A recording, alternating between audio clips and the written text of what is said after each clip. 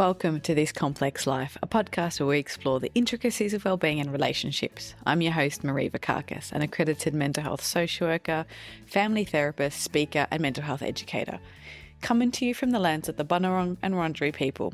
Join me as we demystify mental health, break down stigma, and navigate life's messiness and complexities one conversation at a time.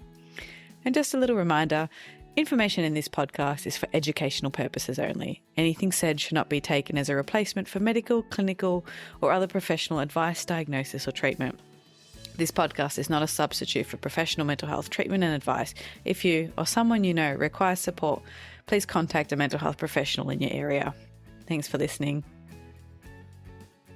Hello and welcome back to This Complex Life.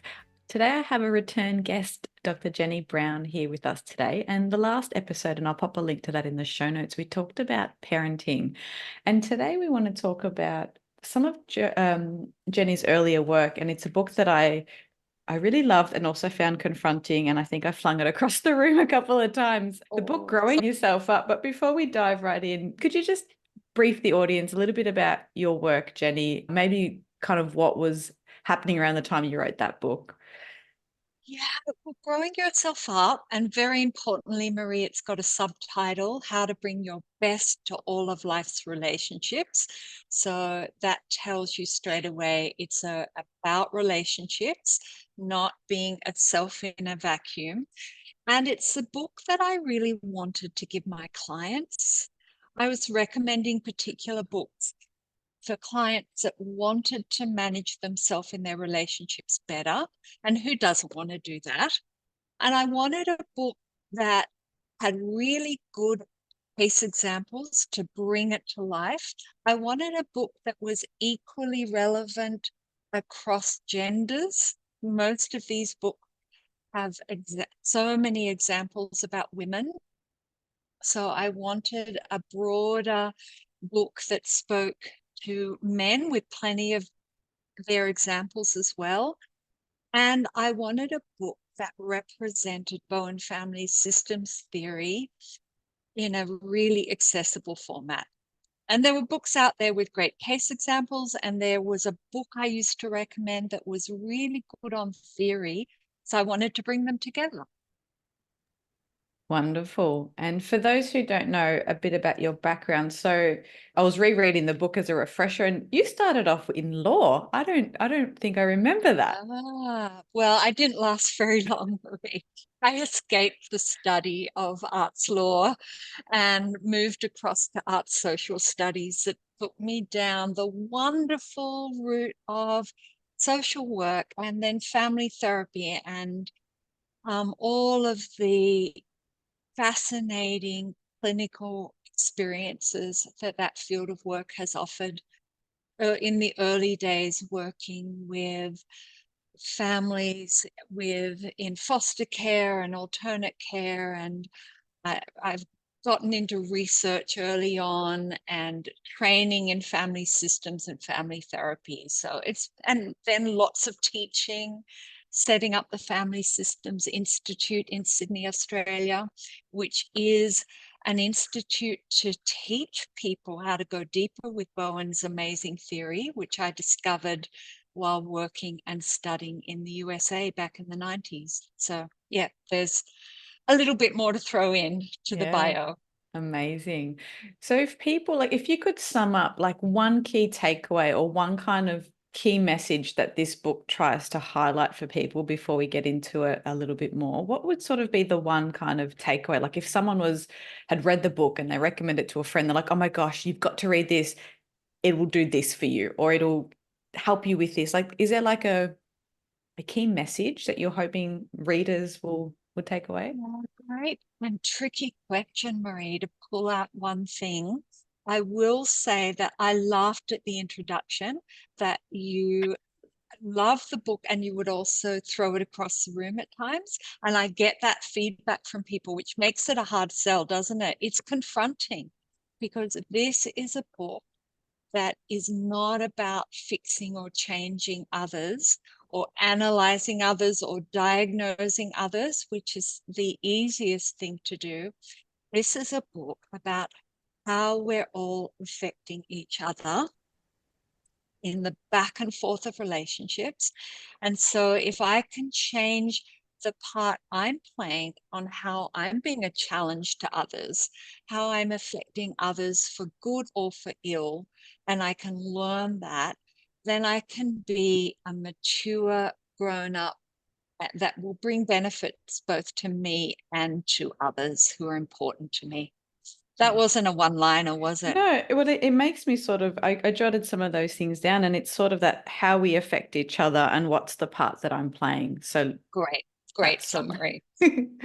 you mentioned at the start of your book, it was a paragraph that really struck me, and I'm just going to flick through to the highlighted bit of when you had lost your mother, and then about over a decade later, your dad. And there's this one bit where you sort of say, I was overwhelmed, had this overwhelming sense of emptiness as I contemplated the loss of a parent who I could make proud. And I really thought that really struck me as even sometimes when we're not in conflict or not in distress, we're still sometimes doing things relationally. Mhm. Yes, so often outside of our awareness, Marie. But yeah, that was such a profound time in my life that really got me working on myself rather than all the training I'd done to help others, which I realized came out of my own family experience, being the helpful one in my family. And the experiencing being orphaned in my 30s, losing my second parent, and thinking, gosh, who's there to be that special person to validate me? One, it was an overwhelming grief that I realized I hadn't attended to well when my mother had died a decade earlier, and made me think about how my family of origin avoids those difficult topics and we go into distancing. But two, it also helped me to see that I would steady myself by making my parents proud, by achieving, and that is something that is quite unreliable, that isn't a good roadmap for being resilient in life, needing other people to be proud of me or validate me. So it was part of the awareness I had from studying Bowen Family Systems to see how I could borrow from others. And I'm not saying that it isn't great to appreciate and validate and be proud of family members, but being dependent on that to be steady in life is an issue. So yes, it was a big time in my life realizing what it was like to be the remaining older generation at an early age, having my siblings, but not having a generation above me. Yeah, it really, I think it's something that a lot of listeners might really get kind of caught off guard with when they're faced with something like that, is what does that mean for me? And what does that mean for me if I'm not pushing against this or to please this person? And it really makes me think of my work with adolescents. And we talked about in another episode, I forget whether it was you on mine or mine on yours, but you can develop your identity based on that dynamic or that, push against someone. And I thought that was a really vulnerable thing to share, but also really highlighted that even someone who's got all this knowledge can still have a moment of, oh, there's a Oh, piece there absolutely. I can tend to. Yeah, it's something I have so valued, Marie, about those who have trained me with Bowen Family Systems, is they share their own work on themselves in their families as much as the way they lend a hand to their clients. We're all in the soup of relationship challenges and opportunities together. And us helpers don't stand in this separate place of having everything zipped up and sorted out. Amazing. You use this term in the book, borrowing maturity, and you use maturity kind of throughout the book. Can you just Mhm. highlight, like, what does that mean and how do you conceptualize maturity? Because it's different to what people might assume. Yeah, well, certainly it's not just extra years that guarantee maturity or growing up. It's how we manage the stresses and strains of life in ways that don't impinge or make life difficult for others, I would say is the core of maturity. I use the word maturity in the place of Dr. Murray Bowen's word differentiation of self. It doesn't completely capture the meaning of that elusive concept, differentiation, but I think it's the closest to it. It's about maturity in our different contexts, in our relationships. And I think you also asked Marie about borrowed maturity. Yeah. And this difference between a solid maturity that grows out of self-awareness in the ups and downs of life and working out what I stand for, what are my principles for managing myself, versus borrowed or pretend maturity is being a chameleon and just fitting in with others to secure ourselves to be stable. Or as I mentioned before, borrowing maturity by putting ourselves in positions where we invite people to praise us, validate us, rescue us, care for us, all of those things that we invite people to steady us rather than learn to cultivate our own capacities for being a steadier self. Yeah. I mean, it does roll off the tongue a bit better than differentiation of self, I I think think. so. Yeah, I think so. What But it's struck, also a misunderstood concept. And the key yeah, difference is I'm using it as something we've got growing up opportunities or maturing opportunities at every stage of the adult life cycle, right into old age. I've had clients say, oh, I wish I came across these ideas earlier in my life, but they make profound changes in how they relate to their adult children and their partners, and it makes a big difference at any stage of the life cycle. yeah. And what struck me, it's always, I love reading material like this because sometimes you'll hear something or read something and it gives you a different analogy or a different metaphor or something to explain to clients. I see in a lot of pop culture stuff, people want this either extreme, like, you have to have these really firm, strict boundaries, or you have to be really, and what I'm gathering from this approach is it's fitting in this grounded, centered part of yourself where you're not looking to be rescued, but you know how to ask for help. You're not overcompensating and smothering someone, but you're not completely distancing yourself and pulling away. Like it's a more fluid, flexible, but attuned way of being. Like, how would you Yes. describe that to people who maybe want like a quick fix or a what do I have to do? And maybe recognize the complexity in Yeah. that. I'm going to step back from your question just for a moment, Marie, because I do want to say to people listening that we all inherit a certain amount of capacity to manage ourselves. So we don't all start with the same toolkit for maturity, and learning to be gracious to self about this is what I've inherited from the generations of my family. It has some gap and it's nobody's fault. And to not try to grow up too quickly or beyond what your capacity is, just we all start from where we're at. I think that's really important. And that also comes out of Bowen theory. It's on a continuum. There are not immature people and mature people.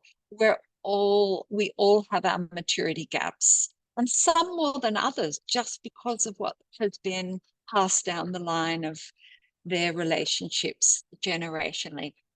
And then it's getting the balance. I think that was your question, wasn't it? About not going too far in one direction of being a rugged individual to being overly dependent on others. It's finding this balance where you can be a connected person, present, a resource to people, but to at the same time not lose the capacity to think for self and manage as an individual. And where things come undone is when we focus on the other and lose our capacity to think and take action on behalf of us, or the other direction, which is we focus so much on being an individual that we are distant from others and we can't tolerate upset in any relationship and we're always running away. So it's finding that ability to stay connected while holding on to our own uniqueness as an individual. And that, that's a laboratory for growing up, just practicing that all the time. And you use the word boundaries, Marie, and I just had a client, a parent client I was working with earlier this morning say, I don't think boundaries is the right word. I think where my energy is the right way to think about it. That if my energy is going into managing me, I'm not going to have boundary issues. If my energy is going into reacting to others, I'm going to invade their boundaries and they're going to invade mine. So I thought that was a great insight this Yeah, morning from a parent. absolutely. I really like that, especially because we're recording this around Christmas time. It really does test a lot of our coping skills. Surely does, yeah. But it's a great opportunity to observe ourselves in relationships. And that's always the starting point. Observing as neutrally as we can without judging, blaming others, blaming self, and being curious and interested and watching, what are my triggers here and how do I respond?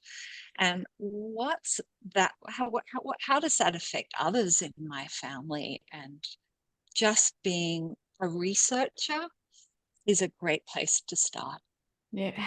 How would that look on an event like Christmas Day if someone was, let's say, going to their parents' house?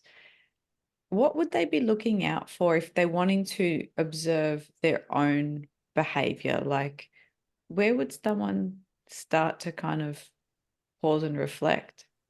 Yeah, great question for this time of year, as you say. Well, the first thing is we always start with self. So rather than think, oh gosh, what am I up against? How's everyone going to behave? Is this brother going to drink too much? And is there going to be a big upset or a fight here? Not to over focus on what might go wrong or worrying about others, but asking, how am I going to turn up? Or what's one key principle for how I'm going to manage myself? And am I going to turn up as a 15-year-old, the age I was when I was growing up in the family, around the time I was trying to get my independence? Or am I going to turn up as the age I am now and respond to people from where I'm at now? A lot of people say to me, as soon as they walk back into the home of their parents, they experience themselves as a child again. And we can make choices about that. So just start with self, a couple of principles on how we're going to work at managing ourselves to not react to others. I had a client this week say to me for their family Christmas, which is a really big one because there've been years of cutoff, and this family have repaired cutoff and are coming together again for the first time in many years. So it could be quite intense, and it's the danger is expecting too much in terms of happy reunions because there'll be stress and anxiety. That's normal. But she said to me that her key thing she's holding on to is this word, let it go. They were her words. So whatever other people do and how they react, just let it go. I don't have to take it on. And she reflected also on how can I manage myself? And that's just pause before saying anything, remember to breathe. And so there are a few ideas. Yeah, I just have to get the song Let It Go from Frozen out of my head to concentrate I on know, the next. sorry. Yeah. Yeah. And once it's in your head, it's there forever. I Um, hadn't made that connection. it I like that bit you said how you can walk into your house and feel like you're 15. And I can see this play out. Like when I work with families, everything feels so loaded. And I can just picture someone walking in and maybe putting their jacket on the back of a chair. And their mum or dad, grabs it and goes to put it in the cloakroom. And they're like, oh, you always do this. And a neutral kind of action is loaded with this whole, my whole life you've just told me I'm not good enough. And they see that as a representation. Like everything can feel really charged. And if you bring that to someone's attention, like, oh, well, if they just didn't touch it, then it would be fine. How does someone start to recognize the role that they play in those moments? Well, it's different for everyone, and it's really hard to see the part we play in something. It's easy to see how other people can make our life challenging. And I do invite people when they read Growing Yourself Up to just read the examples and think, what can I identify that's similar with me in that example? I think in just having realistic expectations that us humans in our families are so important to each other, which means we're highly sensitive to each other, which means that sometimes we suffocate each other and make life really difficult for each other. And that's just what happens. We can be a wonderful resource in our families and we can be a huge burden, but it's worth working on, bringing our best to those relationships. A lot of people just want to find substitute families, and that has its place in terms of good friendship networks, etc. But working with our real families is where great growing up occurs, at its best, at its core, at its primary source. And if we're always avoiding it because we find people difficult, I think we're losing some great maturing opportunities. Just to be in the presence of someone who, when they're anxious, become very loud and dominating. We all do different things when we're anxious, and we might find that like very, very triggering. You just practice thinking that's how they are in stressful times, and I don't have to react to it. I can just let them do whatever they're doing because that's where they're at. Just having that capacity at a family gathering to choose not to react Mm. and have a little success at that. It won't be perfect.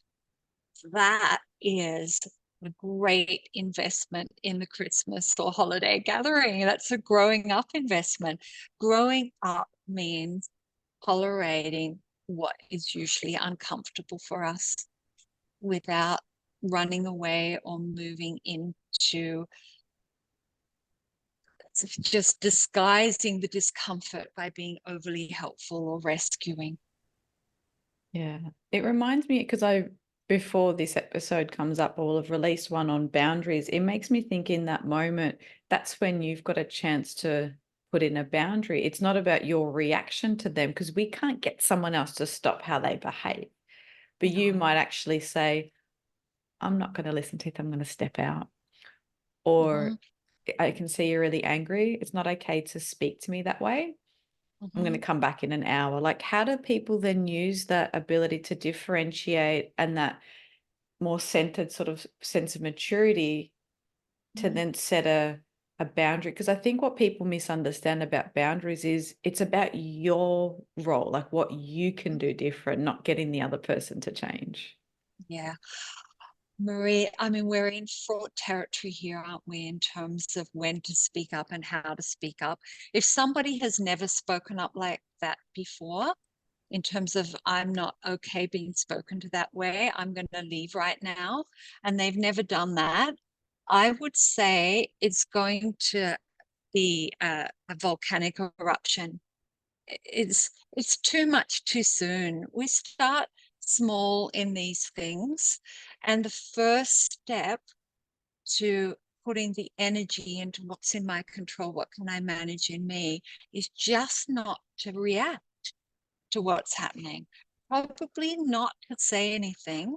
That might come later down the track when we've understood what and gotten more neutral about how the relationship got to be that way. And I do think therapy and coaching and training in family systems thinking is really useful for that. This is not easy work.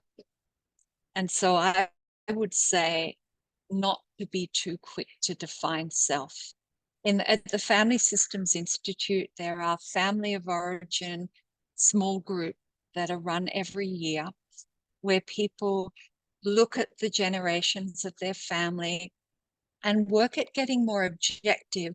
It isn't a group about how to go in and define yourself differently with your family. That takes a lot of thoughtful and careful research.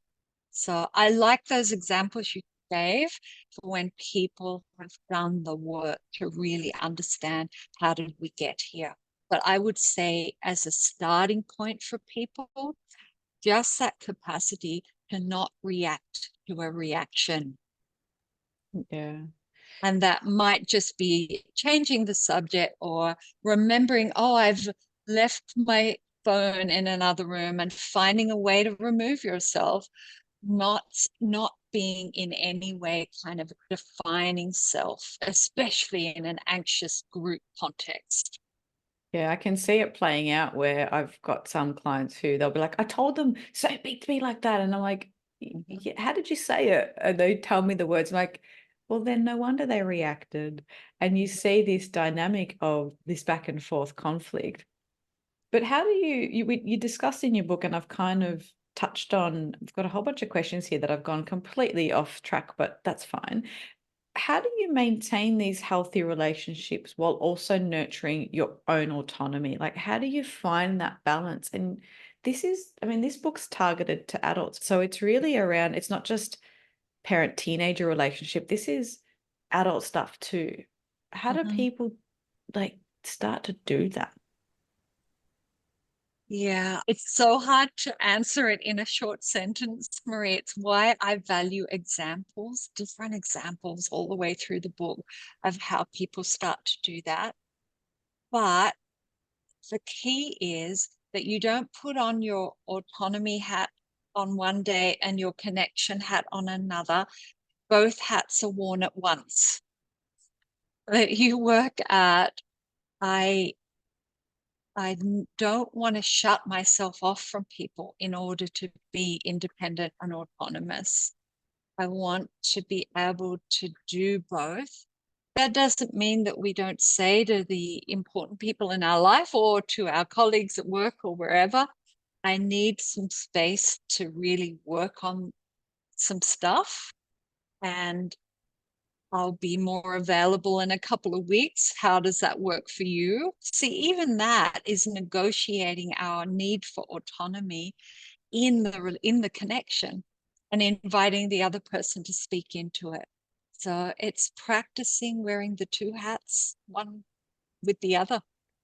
When you say stuff like that to your family, do you get the eye roll and people saying, stop using your therapist voice on me?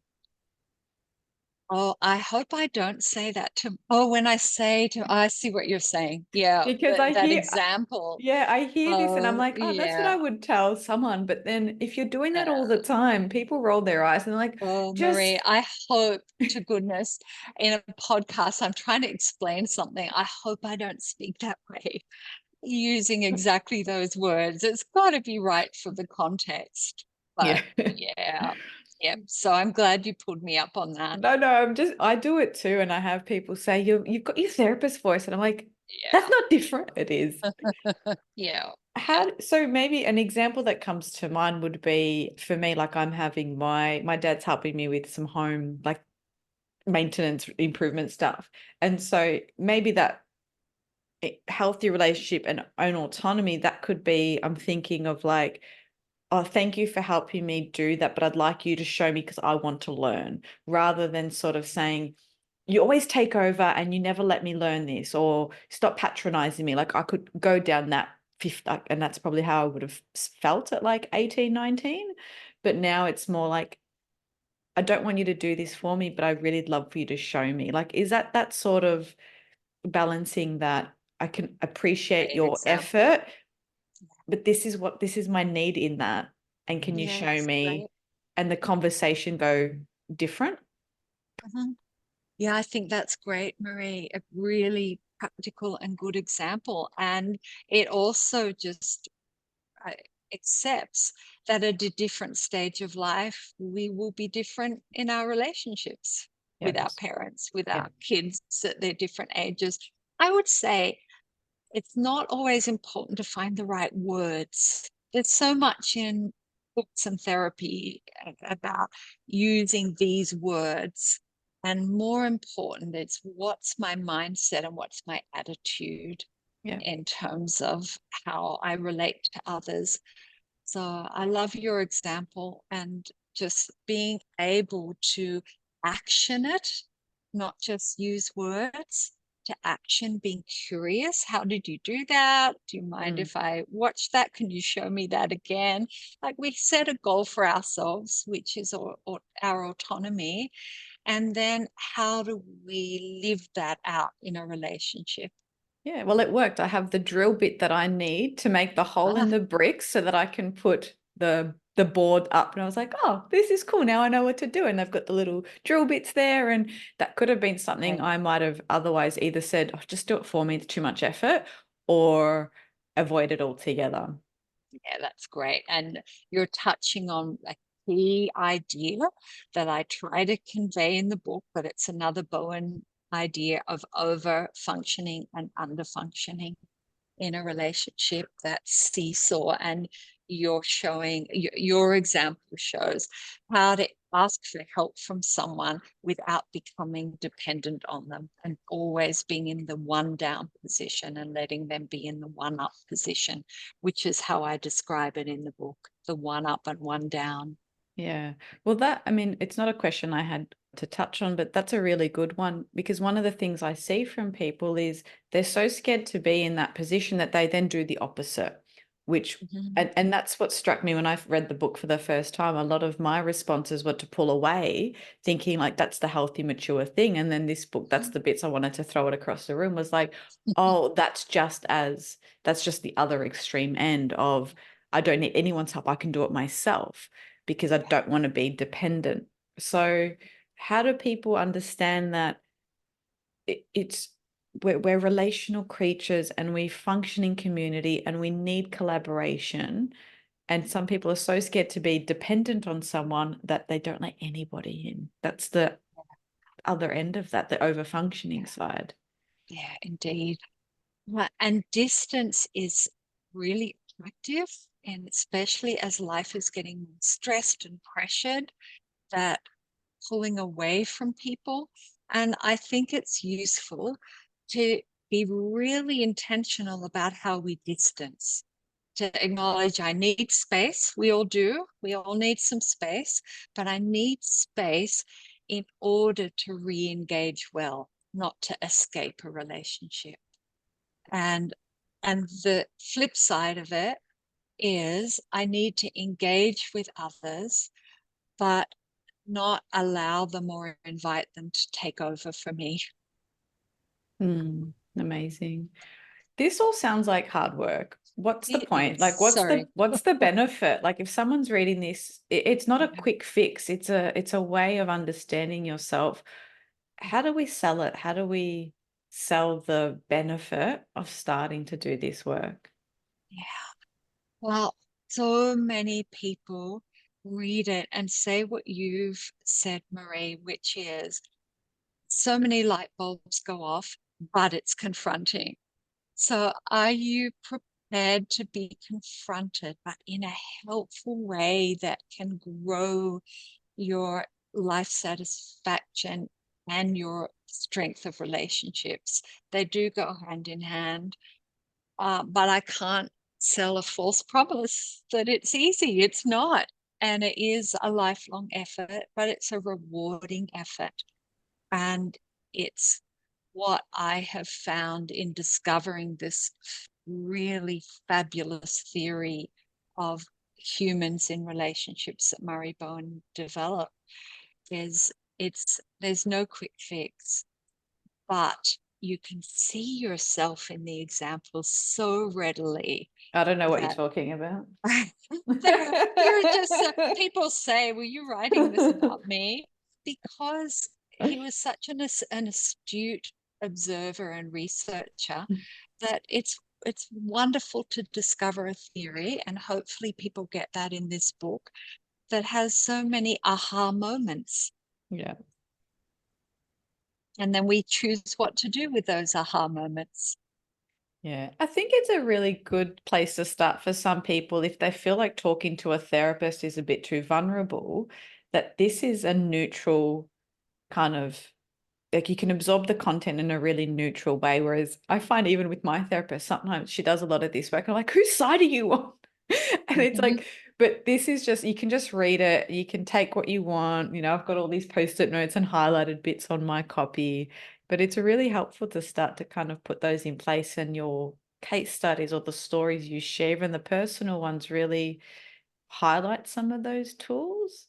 And I think it Yeah. also shows, as someone who admires your career from as a learner who came across your work in my training, is there something really beautiful about hearing your vulnerability through this book and realizing, oh, no one's got this perfectly sorted. It's an ongoing process. And we can Mhm. have empathy for, like you said right at the start, where we've come from. Mm. Yeah. Here. I agree with Amazing. So for listeners who maybe wrap this up in just a moment, where can they what can they do next? So if they want to grab a copy, I'll put a link in the show notes. But what sort of a key piece of advice you would maybe emphasize for listeners? Well, I think doing the work to understand ourselves and our relationships and to read that, to study, to do therapy or coaching is a worthy investment. It really is worth the effort. This is not a theory about mental illness and diagnoses. This is a theory about all of us and how we can all do a bit better. And the world surely needs that at the moment. Amazing. Thanks so much, Jenny. And I look forward to maybe having another chat about, I'll find another way to get you on. Well, thanks, Marie.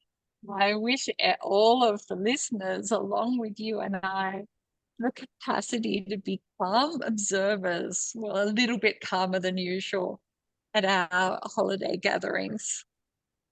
Thank you. Thank you for listening. To keep the conversation going, head on over to Instagram or LinkedIn and follow me. If you'd like to keep updated with episodes and other interesting things happening in mental health, join my weekly This Complex Life newsletter, where I'll share tools, tips, and insight. There's a link in the show notes. Got a question you want answered? Shoot me an email or a DM. I'd love to hear from you. And if you enjoy the show, I'd really appreciate it if you could leave a rating and a review. It helps other people find the podcast.